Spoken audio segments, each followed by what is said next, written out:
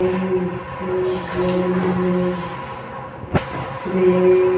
सद्गुरु महाराज की जय। श्री सद्गुरु महाराज की जय। श्री सद्गुरु महाराज की जय।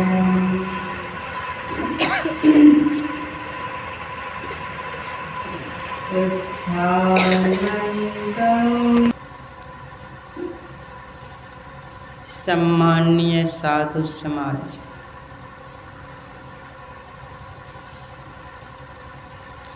सत्संग प्रेमी सज्जन वृंद, धर्मशीला माताओं तथा भक्तिमती बहनों, प्यारे बच्चों,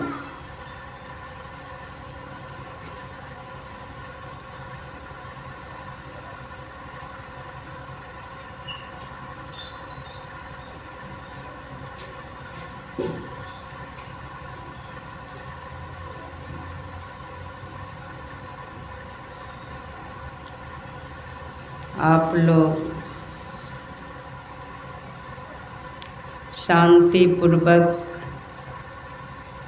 इस ध्यान साधना शिविर में भाग ले रहे हैं। वास्तव में आप लोग धर्मात्मा हैं।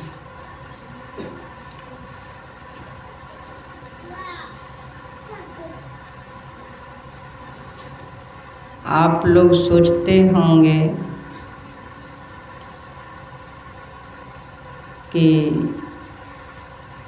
यहाँ पर मंच पर तो कोई महात्मा बैठते नहीं हैं, फिर भी माता जी कह देती है सम्माननीय साधु समाज।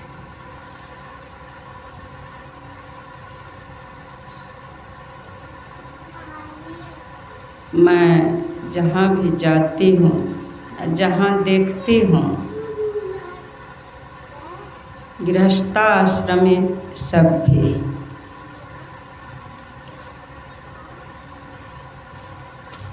ध्यान में उनकी अधिक से अधिक रुचि है। अंतर साधना करने की कोशिश कर रहे हैं,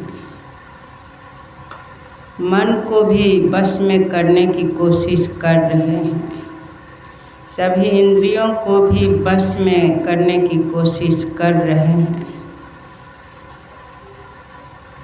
तन मन धन से गुरु महाराज की सेवा कर रहे हैं, संयमित जीवन जीने की कोशिश कर रहे हैं।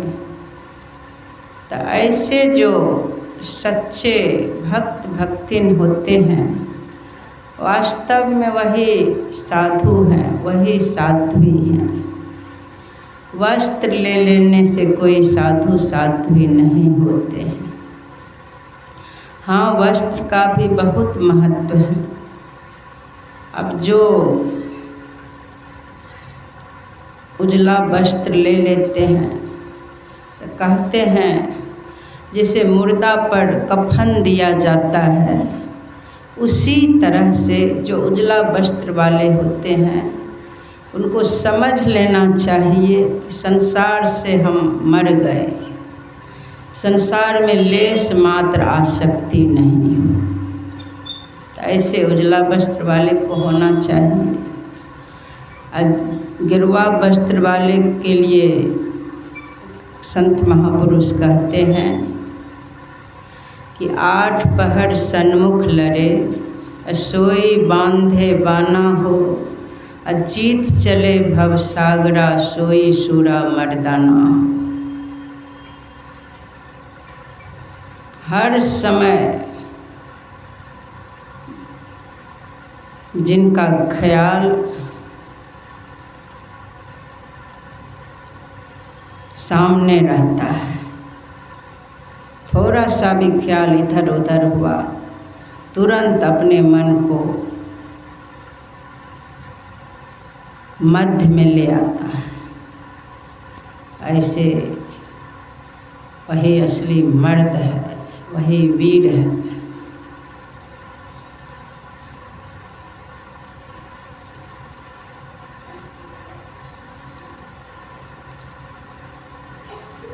तो आप लोग ही यहाँ, तो मैं आप लोगों को ही देख रही हूँ। आप लोग साधु हैं, साध्वी हैं। मेरे तरफ ये आज गेरुआ रंग के वस्त्र पहने हैं। देखिए, मैं वस्त्र वगैरह धारण नहीं की हूँ, घर परिवार में रहने वाली हूँ। आप लोग जान ही रहे हैं इस बात को। एक जगह विधि विधान के साथ माता पिता के घर में जब थी तो वहाँ के महात्मा जी दे दिए थे। मुझे पता भी नहीं चला, वो लोग अपने मन से ही गांव के लोग सब मिल करके विचार करके उस दिन दे दिए थे। जब मुझे पता चला तो मैं बोली उनसे, उस महात्मा जी से, कि देखिए, मैं वस्त्र के बंधन में नहीं बंधूंगी। मैं घर परिवार में रहने वाली हूँ, उसमें भी नारी शरीर में। वस्त्र के बंधन में मुझसे ये सपरेगा नहीं। अब गेरुआ जाजिम चाहिए, हर चीज़ गेरुआ चाहिए, ये सब तो हमसे सपरेगा नहीं। ये भी एक बंधन है।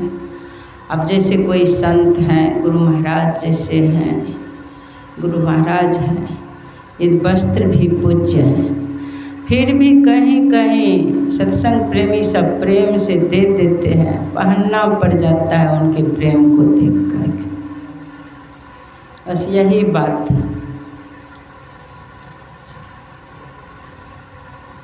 उन्हीं के प्रेम को देख करके पहनना पड़ जाता है। इसीलिए वास्तव में आप लोग सम्माननीय है, आप लोग बहुत धर्मात्मा हैं।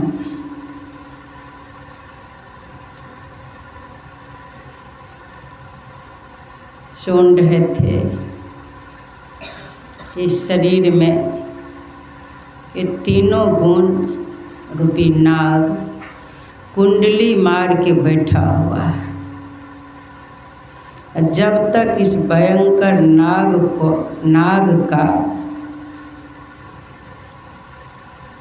संहार नहीं किया जाए, इस भयंकर नाग को मार नहीं देते हैं, तब तक इस जीव का उद्धार नहीं हो सकता। इसी शरीर में वह भयंकर नाग बैठा हुआ है।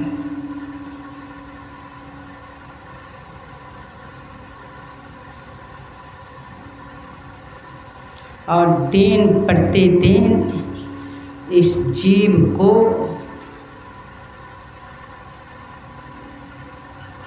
इस जीव की दुर्दशा कर रहे हैं।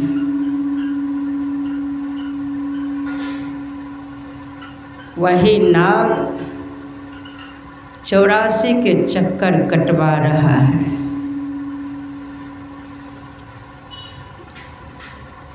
इस नाग को कैसे पहचाना जाए, इस भयंकर नाग से कैसे छुटकारा पाया जाए।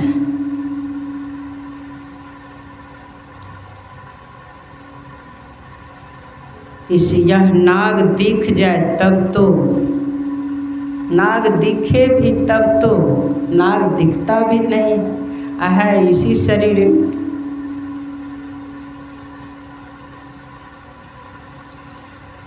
तमोगुणी लोगों को लोग आसानी से पकड़ लेते हैं कि मांस मछली मदिरा खाने वाले लोग तमोगुणी होते हैं। कह देते हैं ये सब राक्षसी वृत्ति का है, ये तमोगुणी है।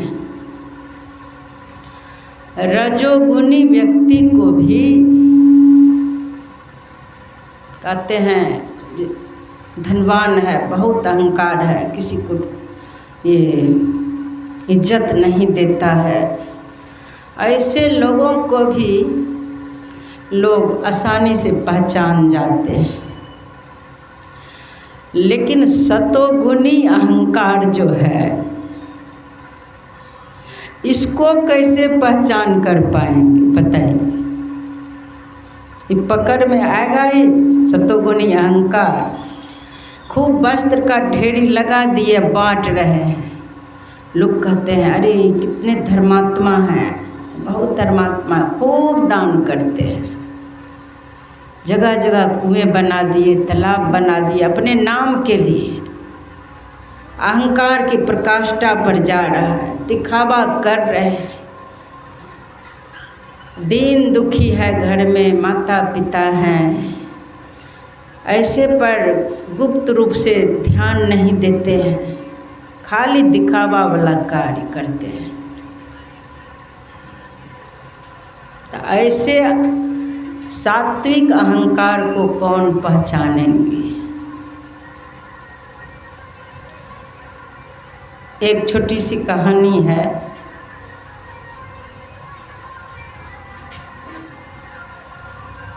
राजा विक्रमादित्य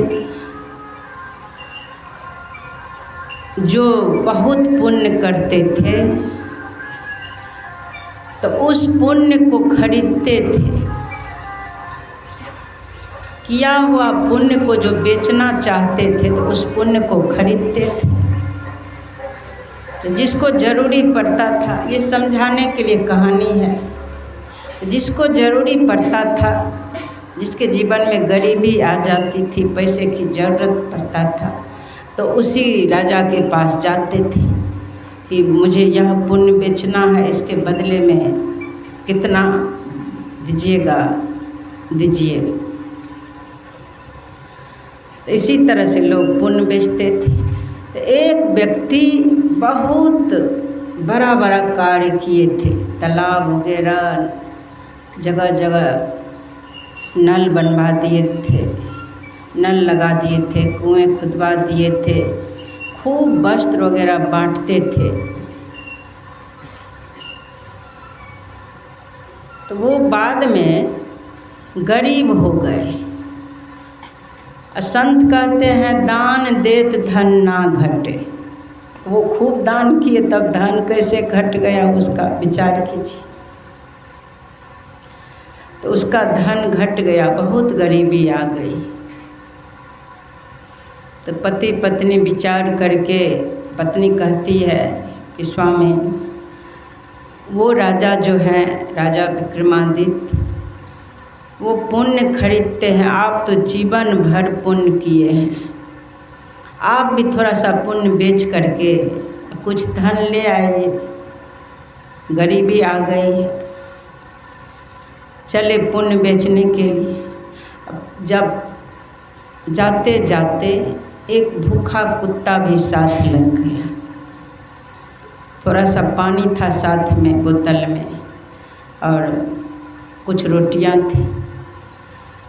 तो वो व्यक्ति, कुत्ता भी साथ लग गया। तो जाते जाते एक वृक्ष के पास वो बैठ कर के भोजन करना चाहा। तो वह कुत्ता बहुत भूखा था, पूंछ डुलाने लगा, पास में बैठ गया, छटपट कर रहा था भूख से। तो वो व्यक्ति जो थे, जो दानी थे, तो कुत्ता को एक रोटी दिया। तो एक रोटी से कुछ नहीं हुआ, क्रम क्रम से जो रोटी लाया था सब खिला दिया, और पानी भी पिला दिया, अपना कुछ नहीं खाया। फिर वो राजा के पास पहुँचे। वहाँ जाने के बाद कहते हैं देखिए, जीवन काल में मैं बहुत पुण्य किया हूँ, थोड़ा बेच भी दूंगा तो उससे कोई फर्क नहीं पड़ता है, इतना मैं दानी हूँ, मेरे बराबरी में कोई नहीं है।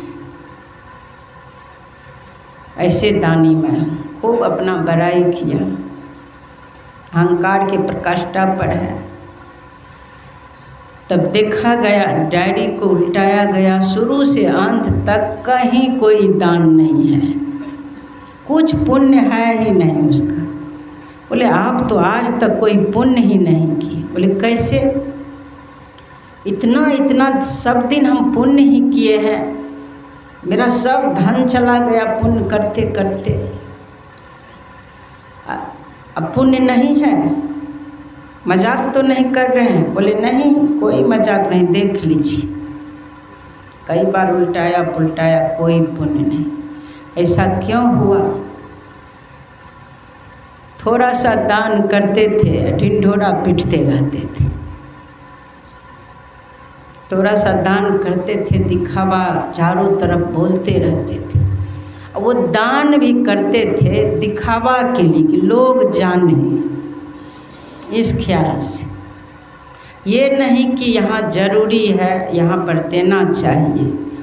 अब बोलते हैं, कोई कोई दान भी करते हैं तो इस ख्याल से बोलते हैं कि भाई हम दिए हैं इसमें, और ताकि ये भी दे। जैसे यहाँ पर अभी ऐसे सत्संग हॉल बन गया है कि इस ख्याल से बोलते हैं कि हम भी इतना दिए हैं दूसरे को उदार बनाने के लिए। तो ये अहंकार नहीं है, दूसरे को उदार बनाने के लिए बोला जा रहा है। उसमें वो बात नहीं था, मतलब वो दिखाता था कि मेरे बराबरी में कोई नहीं, मैं दिया हूँ, तो वो अहंकार है। पूरा छानबीन किया, कहीं कोई उसका पुण्य नहीं था। अंत में देखते हैं,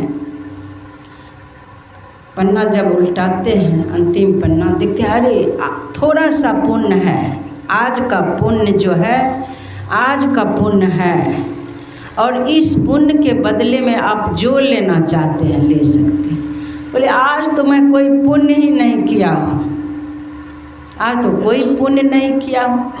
बोले हाँ, आज पुण्य किए हैं, एक भूखा कुत्ता को आप भोजन कराए हैं, अपना हिस्सा, अपना भूखा रह करके तब भूखा कुत्ता को भोजन दिए हैं, अपना हिस्सा पानी भी पिला दिए, भोजन भी दे दिए।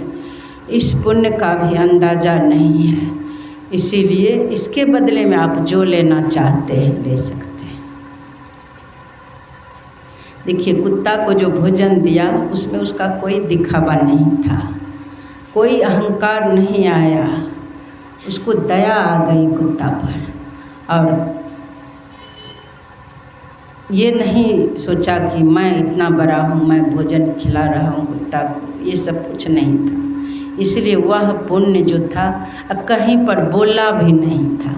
इसीलिए दान और करें तो जो जितना हो बचा करके रखें। लोगों को उदार बनाने के लिए बोल सकते हैं, दान हो, उसके बाद ध्यान हो, भजन में भी कुछ मिले अंतर में तो उसको भी छिपा करके रखना चाहिए।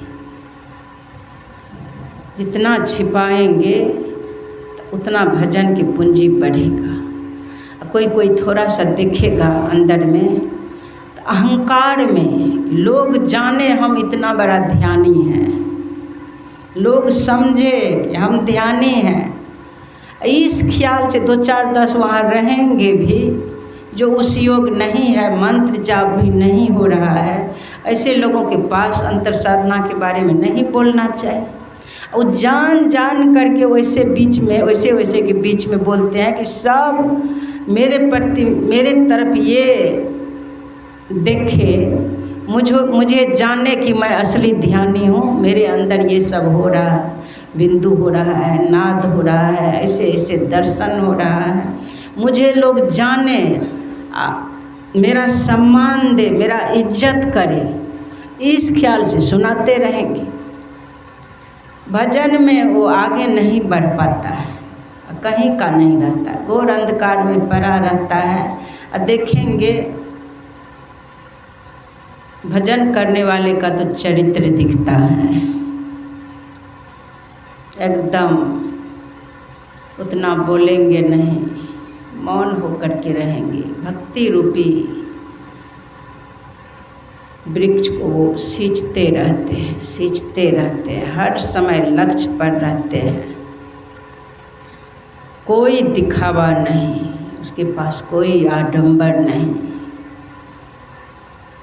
वो तो अंदर से उस प्रेम परम प्रियतम परमात्मा से जो उनको प्रेम हो गया है, थोड़ा सा भी प्रेम हो गया है, उनके लिए रोना आता है, उनके बिना उसका जीवन सूना लगता है।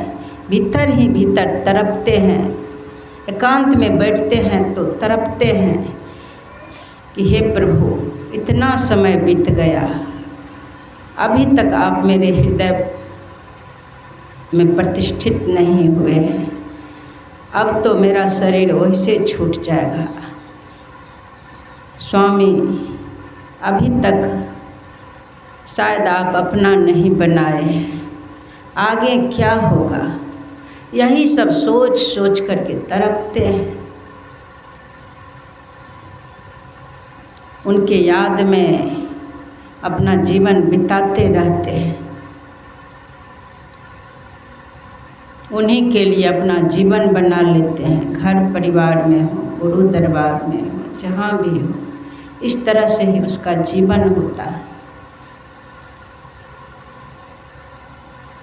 सात्विक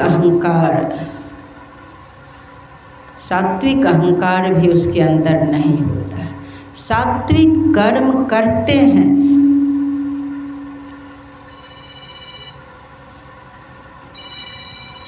उसके द्वारा सात्विक कर्म होता है। वचन भी बोलते हैं, कठोर वचन भी बोल रहे हैं, लोगों के उद्धार के ख्याल से। अपने घर में भी जितने सदस्य हैं उनके साथ कठोर वचन भी बोल रहे हैं, यही सोच के कि इसका उद्धार हो जाए, ये समझे, ये सीखे, ये भी अपने कर्तव्य को समझे, ये व्यवहार कुशल हो जाए, इस ख्याल से अपने घर परिवार में भी कठोर वचन बोलते हैं। वह वचन भी अमृत है, मन से उसी प्रभु को सेते रहते हैं। और कर्म भी, उनका कर्म भी सुंदर होता है। जो भी करते हैं किसी तरह की चाहनाएं नहीं है, बस उस प्रभु की सेवा करते हैं, गुरु महाराज की सेवा करते हैं। परोपकार वाला उसका जीवन होता है, ऐसे होते हैं। इसीलिए संत महापुरुष कहते हैं कि सारे आडंबर को छोड़ करके भजन कीजिए, त्रैकाल संध्या कीजिए। रात में सोने वक्त ध्यान करते करते लेट गए, जब तक नींद नहीं आती है तब तक भजन रूपी पूंजी बनाते रहिए। कुएं से मान लीजिए आपको जल लेना है, जल प्राप्त करना है, अब कुआं खोदा हुआ नहीं है, चाहते हैं पास में कुआं भी हो जाता, तो अगर मिट्टी निकालना है अपने से तो मिट्टी निकालना शुरू कर देना है। जितना जल्दी हो सके हमें आसानी से जल प्राप्त हो जाए, जल्दी से जल्दी जल प्राप्त हो जाए, तो कुआं से जहाँ खोदना है मिट्टी निकालना शुरू कर देना चाहिए। तो उसी तरह से जैसे मिट्टी निकालने में देर नहीं लगाते हैं, जितना जल्दी होता है, दिन रात एक करके जो चतुर होते हैं जल्दी से जल्दी मिट्टी को हटा करके कुआं खोद लेते हैं और जल को प्राप्त कर लेते हैं। उसी तरह इस शरीर में भी अमृत प्राप्त करने के लिए वह कुआं है, उल्टा कुआं गगन में। तेहि बीच जड़े चिराग, प्रकाश, वहाँ प्रकाश भी है। मान लीजिए अमृत रूपी जल को प्राप्त करना है तो आपको इस मन पर जो ढेर सारा मिट्टी पड़ा हुआ है उस मिट्टी को हटाना है। जितना मंत्र जाप करेंगे, जितना मंत्र जाप करेंगे, मंत्र जाप मानस ध्यान के द्वारा देखिए, मानस जाप और मानस ध्यान के द्वारा संसार के नाम रूप से सिमटाव होता है। पहले तो सिमटाव में आना है। अब कुआं कहाँ खोदना है, पहले तो सिमटना है कि हमें कुआं खोदना कहाँ है। इधर उधर जो बिखरे हैं, इधर दौड़ रहे हैं, उधर दौड़ रहे हैं, उस दौड़ना को छोड़ करके पहले जगह पर आना है। दौड़ना छूट जाए, उसके लिए मानस जाप मानस ध्यान है। मानस जाप गुरु महाराज जो मंत्र बताया है, गुरु जो दीक्षा के समय में मंत्र बताए हैं, उस मंत्र का जाप मन ही मन को दोहराते रहना, मन ही मन मंत्र को दोहराते रहना संसार के नाम से सिमटा होता है। मन ही मन उस रूप का स्मरण करते रहना संसार के रूप से सिमटा होता है। संसार के नाम रूप से पूर्ण रूप से सिमटा हो जाए, उसके लिए खाते पीते सोते उठते जाते आते हर समय मंत्र जाप करते रहिए। भूल जा रहे हैं, नहीं हो पाता है, मानस जाप नहीं हो पाता है। इस चीज़ का प्रयोग मैं भी की हूँ, इस चीज़ को देखी हूँ मैं और बराबर करती थी। इसका फल मुझे बहुत सुंदर मिला। देखिए, भक्ति का मार्ग जो है तो बहुत सुगम, ये प्रेम से बहुत जल्दी प्रकट होते हैं। लेकिन ज्ञान का जो मार्ग है वो श्वास के द्वारा भजन करते हैं। सदा ज्ञान में रहना, उसके लिए आप प्रेम के मार्ग में ज्ञान को भी जोड़ सकते हैं। अब ज्ञान में कैसे रहेंगे, थोड़ा श्वास पर भी ध्यान दे सकते हैं।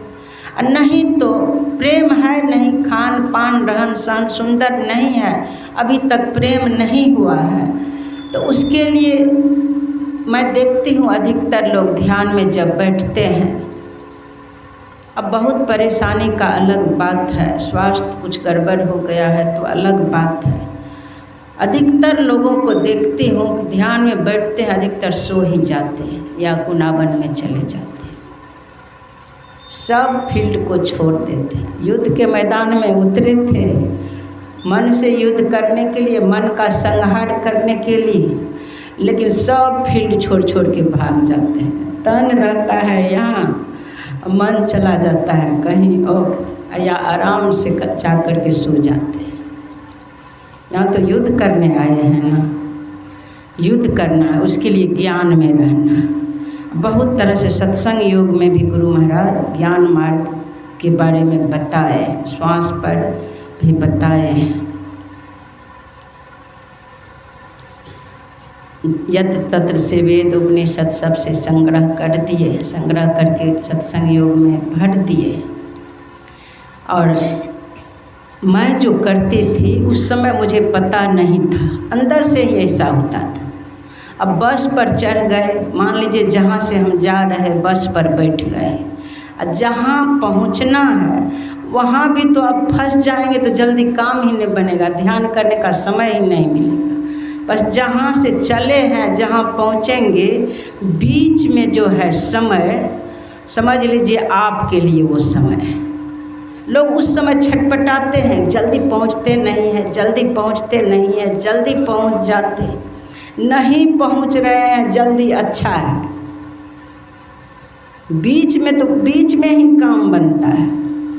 उस समय हो सके तो या तो आदत बनाने के लिए शुरू में श्वास भरिए, कितना दूरी तक आगे बढ़े हैं श्वास भर लिए, उतना दूर तक मंत्र जाप करते रहिए। एक बार भी मन इधर उधर नहीं भागेगा।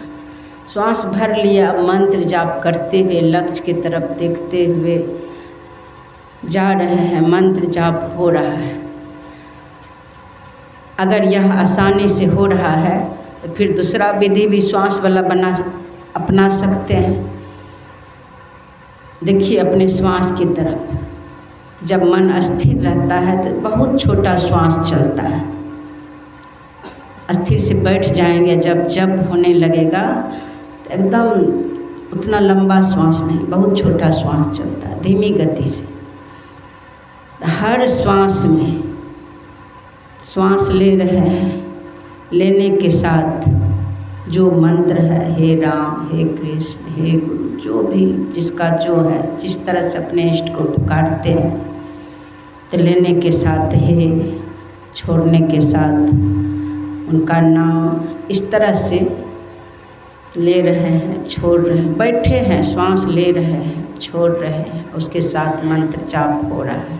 श्वास ले रहे हैं, छोड़ रहे हैं, लेने वक्त हे, छोड़ने वक्त आगे का नाम। इस तरह से देखेंगे पूरे जहाँ जा रहे हैं, जहाँ से चले हैं, जा रहे हैं, न गुनावन होगा, न नींद आएगी, बहुत पूंजी बनेगी, इतना पूंजी बन जाएगी आपकी। हर वक्त सावधान रहेंगे, इतना मन लगेगा, इतना आनंद में आ जाएंगे, ज्ञान में आ जाएंगे, क्या करना चाहिए, क्या नहीं करना चाहिए, कर्तव्य को भी अपना कर्तव्य को भी समझने लग जाएंगे। बहुत लाभ होता है। मानस जाप नहीं हो रहा है तो इस तरह से भी जब बैठिए यहाँ पर, तो इस तरह से 1 घंटे के लिए बैठे हैं, वही नियम अपनाइए। शुरू में जो मंत्र है, फिर जो नाम है जो दिया गया है, उस तरह से छोड़ने वक्त और लेने वक्त जारी रखिए। एकदम देखेंगे, सीधा होकर के बैठेंगे, सावधान होकर के बैठेंगे। यह करते करते देख लीजिए कि आप नींद पर भी विजय प्राप्त कर, नींद नहीं आ रही है, सावधान रह रहे हैं। असावधान रहेंगे, ज्ञान में रहेंगे तो भोजन भी करेंगे तो मात्रा से करेंगे, बातचीत भी करेंगे तो मात्रा से करेंगे, जितना जरूरी है उतना ही बातचीत करेंगे। फोन आ गया, अब कुछ से कुछ बक रहे हैं घंटों, तब फिर ज्ञान में रहेंगे तो जितना जरूरी है उतना ही बोलेंगे, तो जीवन धीरे धीरे संयमित हो जाएगा। और संयमित जीवन होगा, फिर प्रेम भी जगने लग जाता है गुरु महाराज के प्रति। फिर गुरु महाराज तब मन होगा कि देखते हैं मानस जप करके होता है। फिर जब मानस जप करेंगे तो आराम से मानस जप होगा, गुरु महाराज के रूप का स्मरण भी हो रहा है और पुकार भी रहे हैं। कुछ देर ही पुकारेंगे, इतना प्रेम उनके प्रति जगेगा कि हे कहते ही पूरा कह भी नहीं पाएंगे गुरु महाराज को, हे कहेंगे गुरु महाराज कह भी नहीं पाएंगे। उतने में मन जो है इतना निर्मल हो गया है कि 10वां द्वार में अस्थिर हो जाएगा। कुछ देर ही पुकारे हैं, इतना जल्दी से स्थूल आवरण जो है उसका चेतन इतना जल्दी से सिमटेगा, इतना जल्दी में पूर्ण सात्विक गुण में आ जाएंगे कि मध्य में मन अस्थिर हो जाएगा। जैसे मन अस्थिर हुआ, आप देखेंगे कुछ ख्याल नहीं रहेगा, मन को चैन मिला है। जीवन में इस मन को कभी चैन नहीं मिला था। जब से सृष्टि हुई, चक्कर काटते काटते कभी चैन नहीं मिला, इधर उधर भटकते रहा, कुछ से कुछ सोचते रहा। लेकिन इस विधि से किए तो मान लीजिए जिस दिन ऐसा चैन मिल गया, मन को चैन मिल रहा है, ऐसा अनुभव करेंगे। कुछ अनुभव भी नहीं, बस मन को चैन मिल रहा है, मन बिल्कुल शांत है, ऐसा रस वहाँ मिल रहा है कि अब क्या कहा जाए, वर्णन नहीं है। न आँखें खुलेगी, न वहाँ नींद है, न आलस है, न गुनाबन है। भूख लगी हुई थी, सोचे थे कि कुछ देर बैठते हैं ध्यान करने, फिर भोजन करेंगे, भूल गए। अब भूख भी नहीं है, न भूख है, न प्यास है, कहीं कुछ नहीं, मन को चैन मिल रहा है। घंटों बैठ गए, अब बैठ गए हैं, फिर धीरे धीरे बहिर्मुख हो रहे हैं, बाहर का आहट आने लग गया। बाहर का आहट आने लग गया। धीरे धीरे आंखें खुल गई।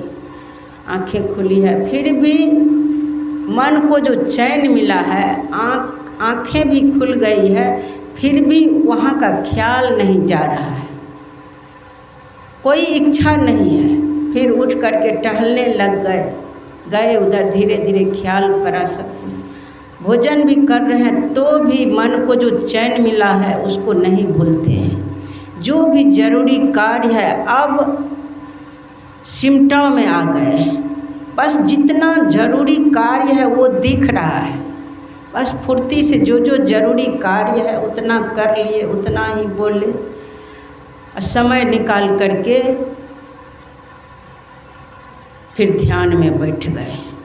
कितना भी आडंबर से आडंबर कार्य का सिर पर भार है, गुरु महाराज इस तरह से व्यवस्था कर देते हैं, किसी न किसी के द्वारा हो जाता है। ऐसे ऐसे लोग मिल जाते हैं, वह कार्य भी ठीक ढंग से संपन्न हो जाता है। ध्यान भी अपना भजन रूपी पूंजी भी बनाने लग जाते हैं। अब मन को वहाँ चैन मिला, फिर तो गुरु महाराज प्रसन्न होकर के मानस पटल पर प्रकट हो ही जाते हैं।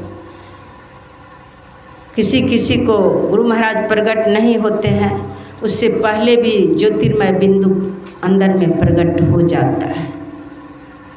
कभी पीली नीली लाल सफ़ेदी स्याही सन्मुख आता है, छट छट छट छट बिजली छटके भोर का तार दिखाता है। कभी इस तरह से भी दिखता है। कई रंग उमर उमर के आ रहा है। ये पांचों तत्व का पांचों रंग है, सिमटा हुआ है। 5 तत्व के तेल चुआई है ब्रह्म अग्नि जलाई।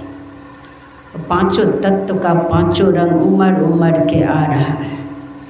कभी बिंदु हो गया है, कभी धीरे धीरे बाएं के तरफ जा रहा है, तो उसको जो है वहाँ वह प्रकाश बाएं के तरफ जा रहा है, लेकिन सूरत से पकड़े हुए हैं। कभी ऊपर जा रहा है, कभी दाएं की तरफ जा रहा है, कभी जा रहा है, फिर भी सूरत उसको नहीं छोड़ रहा है।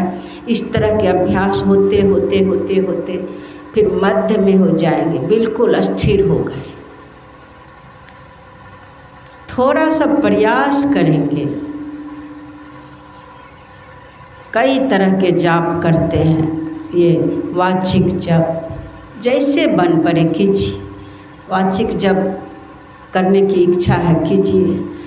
उपांशु जप का भी नियम बताया गया है।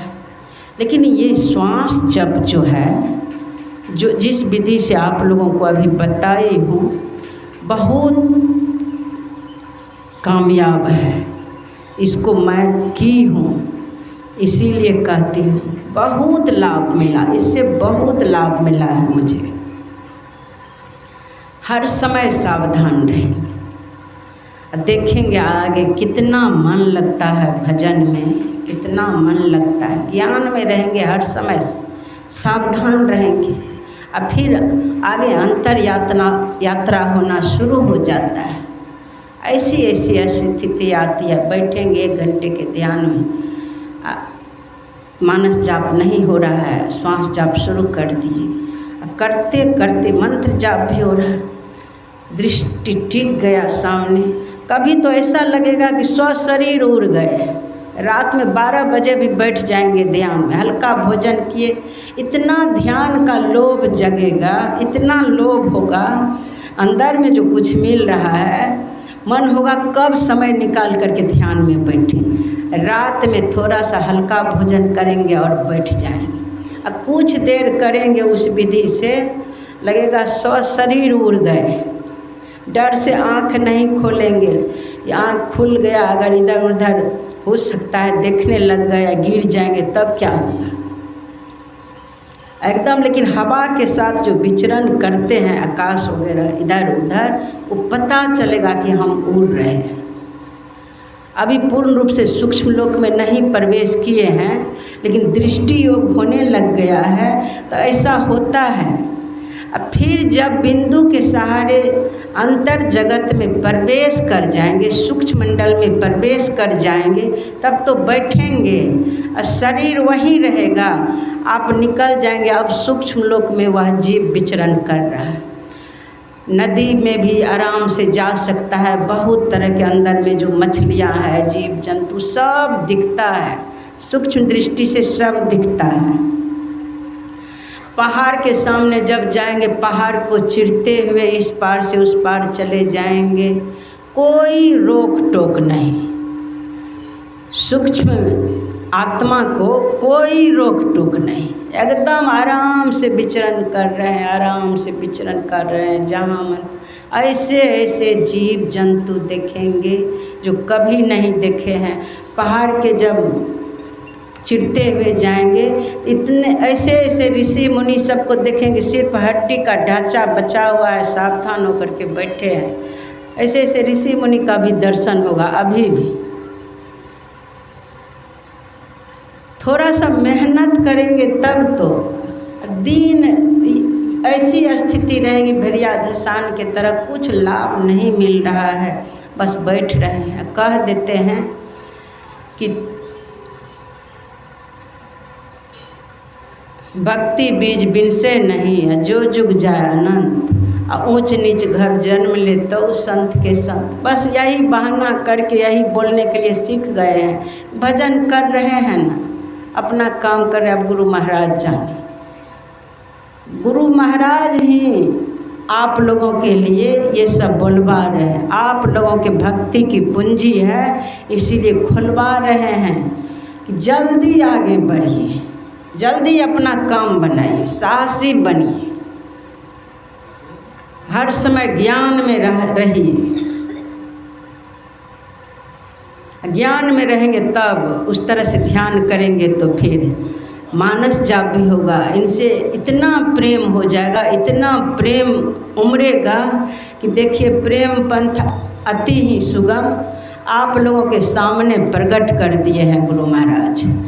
पढ़ेंगे उस पुस्तक के प्राकथन को और उसके बाद पूरा पढ़ेंगे। घर परिवार में भी कैसे रहना चाहिए, आपका व्यवहार कैसा, बहुत कुछ लिखा हुआ है, बहुत तरह से सब कुछ लिखा हुआ है। इतना प्रेम हो जाएगा गुरु महाराज से कि प्रेम की प्रकाष्ठा, प्रेम जब प्रकाष्ठा पर आ जाएंगे तो फिर परमात्मा से मिलने में देर नहीं लगेगी।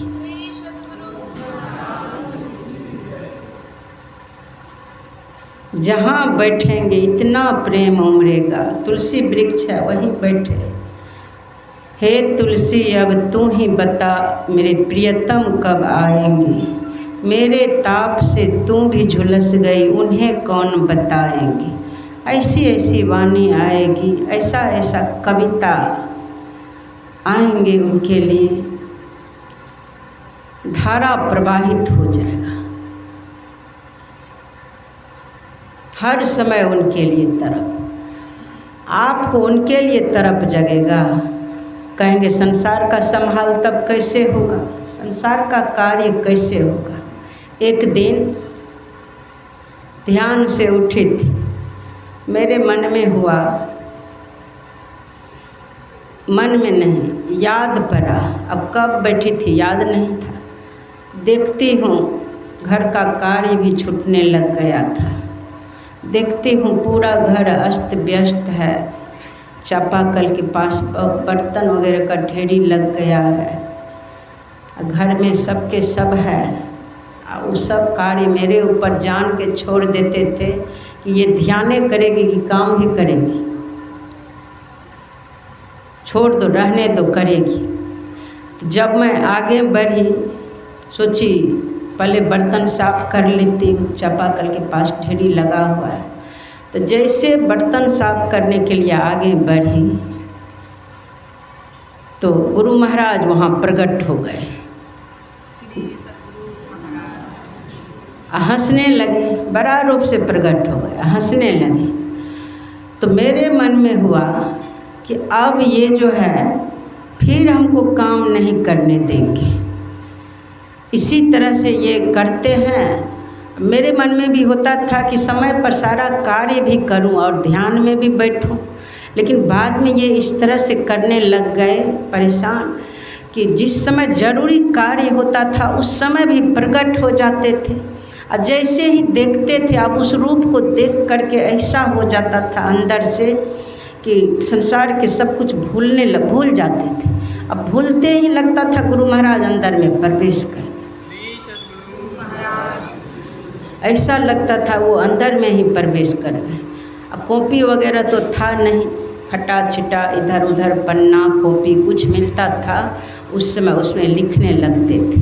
अब तो इधर का ज्ञान गया, उसमें लिखना शुरू हो गया। एक रोज राह चलत काहे रोकत पग को, काज करन दे जग की।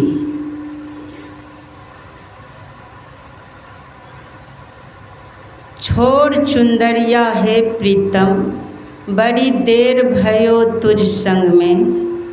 सास ननद घर में सब पूछत, काहे देर भयो कारज में।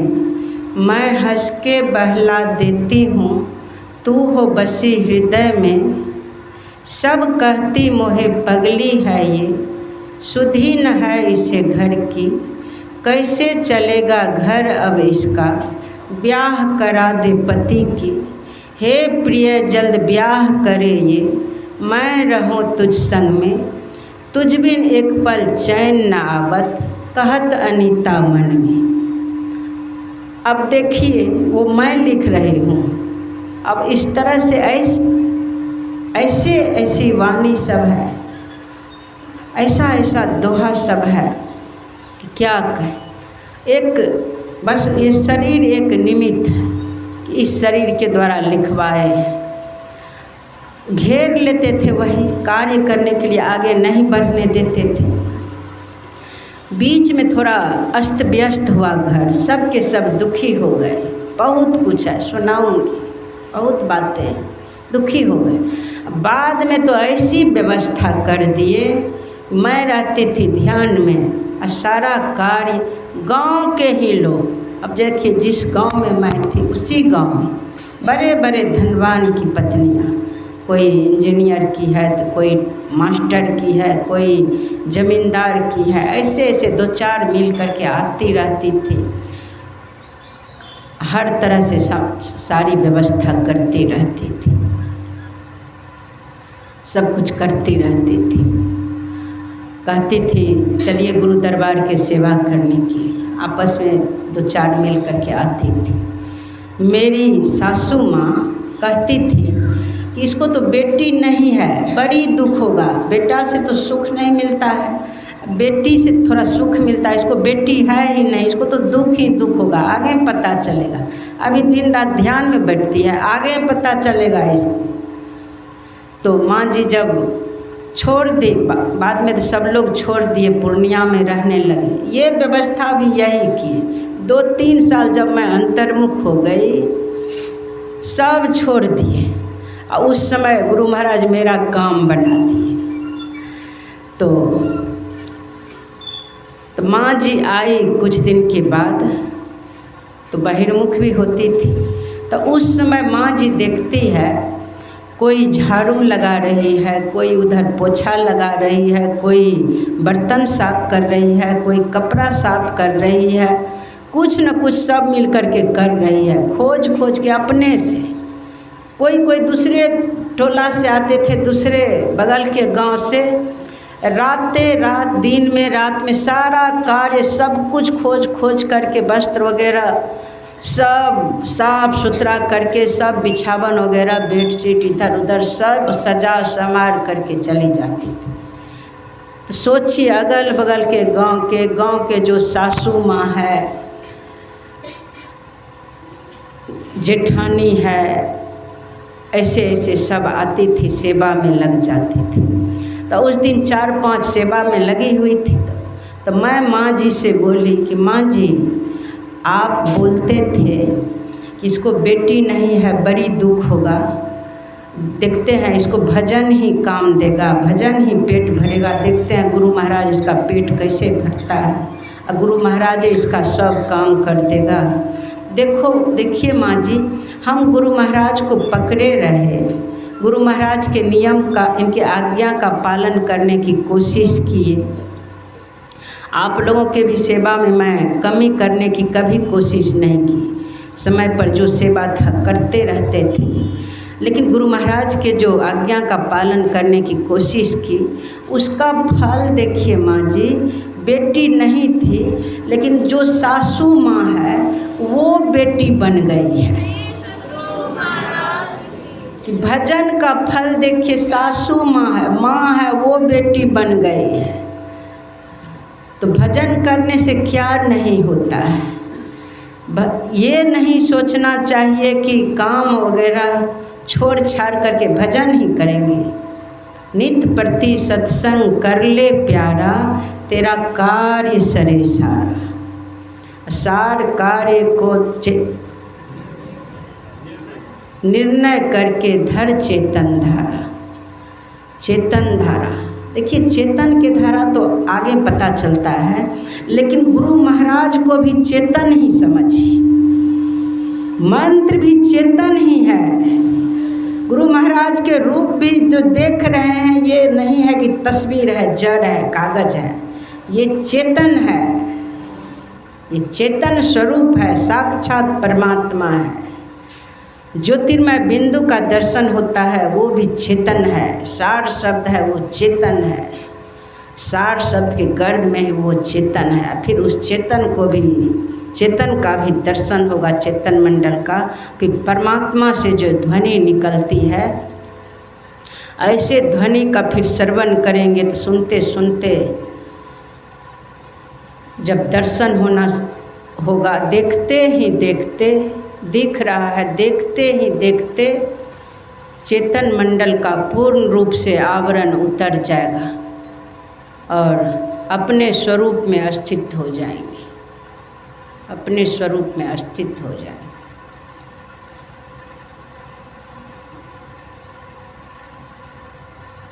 फिर तो आपके सिवा कोई है ही नहीं। सर्वत्र समान रूप से आप ही हैं। सबके अंदर भी आप ही हैं, सबके बाहर भी आप ही हैं। सर्वत्र आप ही हैं। ना उनका जन्म होता है, ना उनकी मृत्यु होती है। उसमें संसार का लेश मात्र नहीं है। वही परमात्मा है। आप परमात्मा ही बन जाएंगे। प्रयास करेंगे तब तो बहुत जल्दी काम बनता है, बहुत जल्दी काम बनता है। लग जाना है भजन में। अब यहीं पर वाणी को विराम देती हूँ। श्री सद्गुरु महाराज की जय।